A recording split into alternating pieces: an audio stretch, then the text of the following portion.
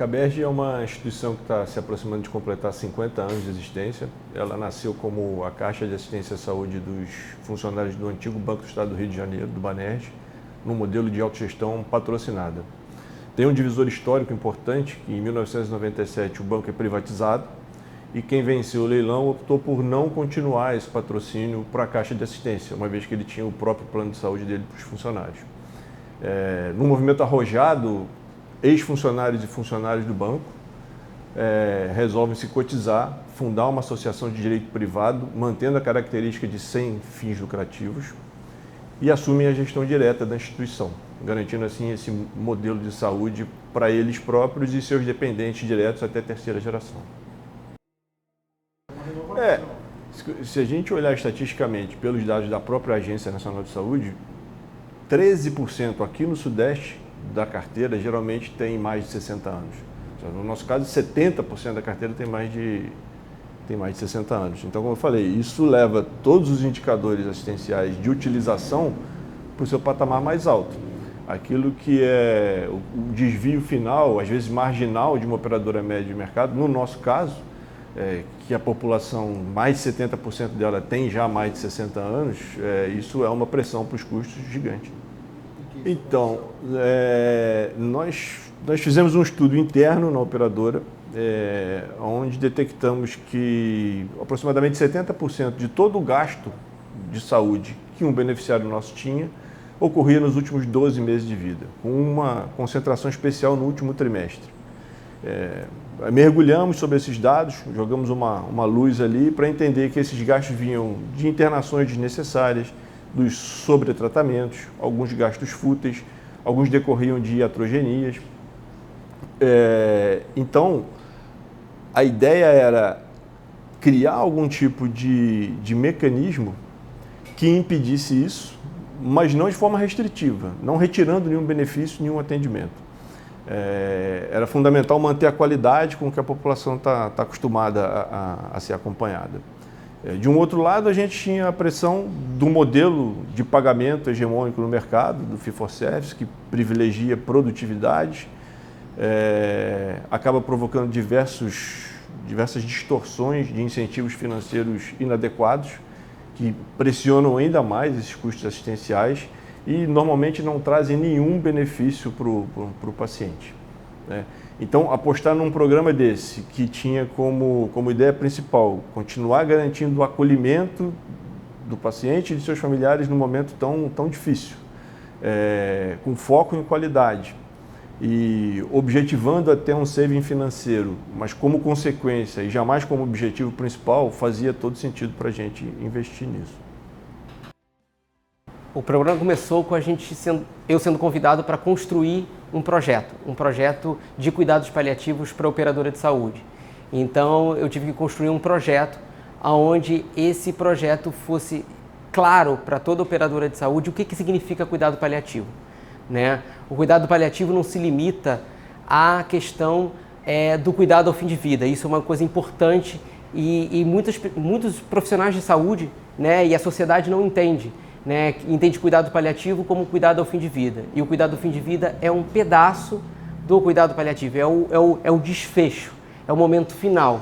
Então, o paciente em cuidados paliativos pode permanecer por um longo tempo em cuidados paliativos. E os trabalhos, os estudos científicos mostram que os pacientes que têm a oportunidade de receberem assistência paliativa desde o início de uma doença, que tenham um prognóstico reservado, possivelmente irreversível ou irreversível, esses pacientes evoluem melhor durante o processo de tratamento dessa doença. Desde a tentativa de um tratamento curativo até a um tratamento paliativo. E nós temos dentro da linha oncológica, por exemplo, a quimioterapia paliativa, a radioterapia paliativa, e hoje muitos profissionais indicam esses tratamentos, uma quimioterapia paliativa, uma radioterapia paliativa, porém não cuidam do cuidado paliativo do paciente. Então, ter dentro de uma operadora de saúde e fazer entender que o cuidado paliativo é relevante na assistência é fundamental. O projeto é um projeto grande. Hoje nós executamos a parte primordial, a matriz, o foco, o núcleo do cuidado paliativo dentro da operadora de saúde, dentro da Caberge. Né? Eu sou coordenador do programa de cuidado paliativo e tem toda uma equipe, hoje composta por 3 médicos comigo, um profissional da área de psicologia e um profissional enfermeiro. Essa equipe é o núcleo duro do cuidado paliativo dentro da Caberge e que toca o Paliare hoje. Né? O projeto é um projeto bastante amplo, né? E que tem perspectiva de crescimento. Né? Então, essa nossa equipe, ela busca o paciente, né? Inicialmente ela foi buscar o paciente através de bancos de dados dentro da operadora para começar a sua atuação e hoje, após algum tempo de estruturação do programa do projeto que virou o programa, a gente conseguiu desenvolver uma mentalidade dentro da operadora que os próprios colaboradores dentro da operadora de saúde já referenciam os pacientes para nós. Então, nós conseguimos já uma linha de encaminhamento de pacientes. Então, hoje a gente já não debruça sobre o trabalho de buscar esses pacientes. Os pacientes já chegam através do acolhimento e através de diferentes programas e projetos da operadora de saúde. A partir do momento que a gente recebe o encaminhamento ou a gente identificou que um paciente vai se beneficiar do programa de cuidados paliativos do Paliare Caberge, a gente dispara uma série de processos, primeiramente de acolhimento, né? De abordagem ao paciente e à família. Muitas vezes o paciente está tão fragilizado que essa primeira abordagem é feita com um familiar e a gente pede permissão em acessar esse paciente. Então, como eu sempre digo e a gente fala dentro da equipe multidisciplinar, o cuidado paliativo ele não é impositivo, ele é construído. Né? Alguns pacientes a gente consegue a construção de imediato, outros pacientes a gente demora algum tempo, semanas ou meses, para que essa linha de cuidado seja estabelecida e aceita pelo paciente e família. O binômio paciente-família é o grande valor que foi agregado, a grande importância para dentro do programa Paliare. Eles são peças fundamentais, né? Eles são os protagonistas. Os desejos, as vontades, as diretivas que esses pacientes passam para a equipe como um todo, né? É extremamente relevante para que a equipe possa cumprir a assistência de cuidado paliativo desde o início da abordagem até os cuidados ao fim de vida. Os resultados vieram muito antes, né, do que nós esperávamos. Né? Ainda com uma equipe de um hora projeto, hoje já um programa, com 11 meses de projeto, nós começamos a fazer um levantamento dos pacientes que estavam dentro ou que já tinham falecido dentro do projeto, que infelizmente o desfecho de todo o paciente do cuidado paliativo, quando ele se desliga do programa, esse desligamento ocorre através do óbito. Né? Então, uma coisa importante também do programa é que a gente acompanha a família no pós-óbito, então a gente acompanha o luto dessa família, isso é extremamente importante. E nos surpreendeu que, fazendo esse comparativo entre os pacientes que eram acompanhados, né, nós fizemos um case em que levantamos 30 pacientes, 15 que eram acompanhados pelo Paliare e 15 pacientes que foram formados como grupo controle, com doenças muito similares, a diferença, um que tinha assistência do Paliare e o outro que não tinha assistência do Paliare, quer porque não tenha aceito o Paliare quando foi ofertado, ou porque estavam em tratamentos diluídos dentro da rede de assistência da operadora. Nós fizemos o levantamento e nos surpreendeu muito positivamente, e surpreendeu a operadora em tão curto tempo, que nós conseguimos uma redução significativa da sinistralidade de 32,5% entre os últimos meses de vida. Né? Então nós conseguimos reduzir os custos, aumentando a qualidade da assistência. Né? Isso é o jogo do ganha-ganha. Ganha a operadora e ganha o paciente. Ganha a equipe que está o prazer de coordenar e de estar trabalhando numa operadora que propõe um programa que consegue desenvolver uma excelência na assistência. Né? E a gente conseguiu esmiuçar esses indicadores, ir a fundo desses indicadores. E o que nos levou a esse resultado, que precediam os últimos meses do óbito? O programa, durante todo o curso dos 11 meses, os nossos pacientes do Paliare tiveram menos internações. Nós tivemos menos acionamentos de ambulância, porque a operadora dispõe de um serviço de ambulância no domicílio, né? Nós tivemos também menos procuras às emergências. Nós, da equipe de cuidados paliativos, conseguimos contornar e manejar a maior parte das demandas pelas as pequenas urgências dos pacientes, né? E além disso, isso impactou de forma importante quando o paciente necessitava internar, seja num hospital geral, onde não dispunha de uma equipe de assistência paliativa, ou numa unidade específica de cuidados paliativos, de cuidados ao fim de vida, nosso tempo de permanência em internação também foi significativamente menor.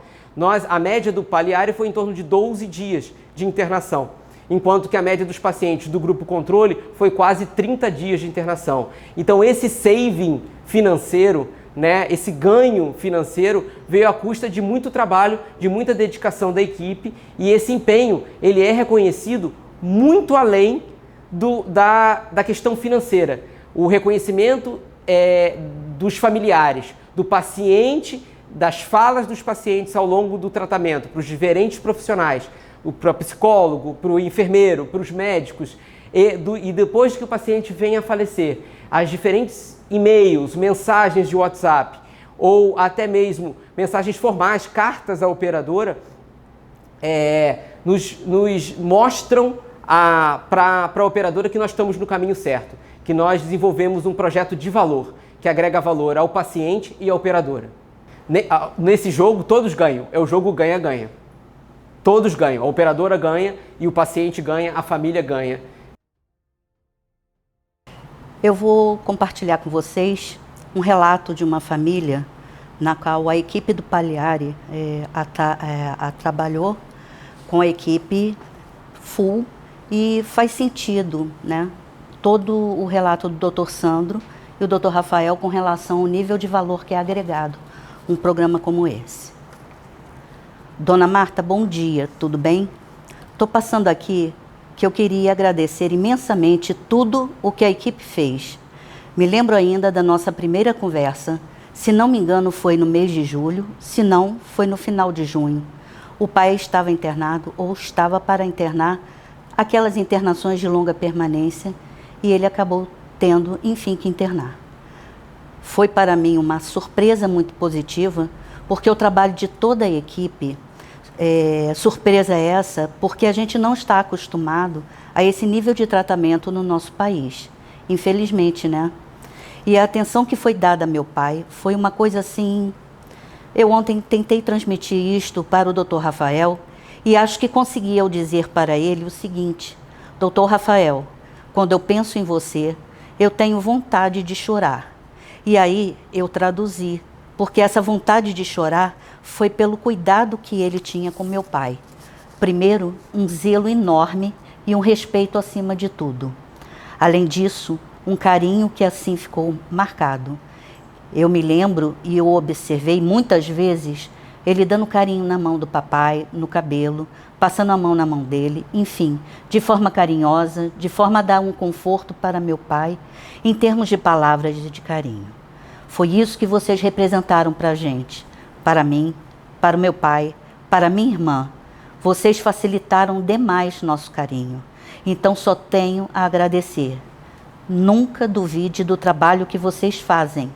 Vocês trazem conforto enorme para o paciente e para a família do paciente que vocês estão atendendo. Então, nunca duvidem e nunca desanimem, porque vocês, de fato, fazem uma diferença sem tamanho. Muito obrigada. Eu gostaria de deixar uma mensagem de que isso é um dos relatos dos vários que têm chegado para a equipe enquanto um todo, aos médicos, ao enfermeiro do programa, à direção da empresa. Obrigada. Então, para nossa surpresa, feliz surpresa, o projeto começou a dar resultado muito antes do que a gente imaginava.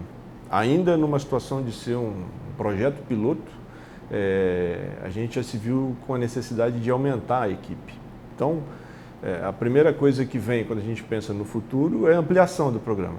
Eu quero ampliar o programa. E aí, para isso, eu preciso criar a infraestrutura necessária que eu amplie o programa sem nenhum nível de comprometimento da qualidade que a gente vem conseguindo ofertar até agora. Então, uma das coisas que faz muito sentido para a gente,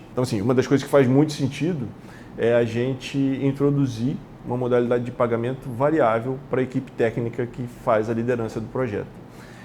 Nesse período que a gente analisou o projeto, a gente documentou vários ganhos de qualidade assistencial para os pacientes, a gente verificou um ganho de valor para a operadora, então nada mais justo, nada mais correto do que dividir esse valor todo com aqueles que são diretamente responsáveis por produzi-lo, que é justamente a equipe técnica. Então, você ter o seu trabalho reconhecido é sempre extremamente gratificante, né? Quando esse reconhecimento vem de uma instituição independente, como o IBRAVES, que é liderada por uma pessoa como o Dr. César Abicalaf, que talvez seja o maior entusiasta e o maior estudioso do tema valor em saúde no país. Isso para a gente é um motivo de orgulho muito grande. A gente foi ainda avaliado por uma comissão julgadora altamente qualificada, né? Então, a gente está recebendo esse prêmio como efetivamente uma chancela, um selo de qualidade que o IBRAVES está dando para o trabalho que a gente realizou. Estão todos efetivamente muito felizes. A gente tem de novo, como eu comentei há pouco, o resultado veio muito rápido, de uma forma até mais pungente do que a gente imaginava no início. O que, por um lado, deixa todo mundo muito animado, mas aumenta também a responsabilidade. Mas a premiação, além de tudo, ela vai me permitir, numa eventual negociação com o fornecedor, com outros prestadores parceiros, que a gente seja de fato mais respeitado. É muito difícil, às vezes, para uma instituição pequena como a KBRS, ter o seu trabalho reconhecido, porque a gente não tem nem, pelo tamanho da operadora, tanta oportunidade de demonstrar isso. E uma outra coisa fantástica da premiação para a gente foi a oportunidade de ter isso divulgado com outras pessoas que vão compartilhar com a gente, com quem a gente vai aprender. A própria ideia de introduzir o modelo variável de pagamento, eu acho que com o prêmio a gente está abrindo uma oportunidade de trocar com outros que já tenham experiências em projetos parecidos com a mesma finalidade. Então, a gente só vê pontos altamente positivos. Estamos muito orgulhosos e felizes com isso.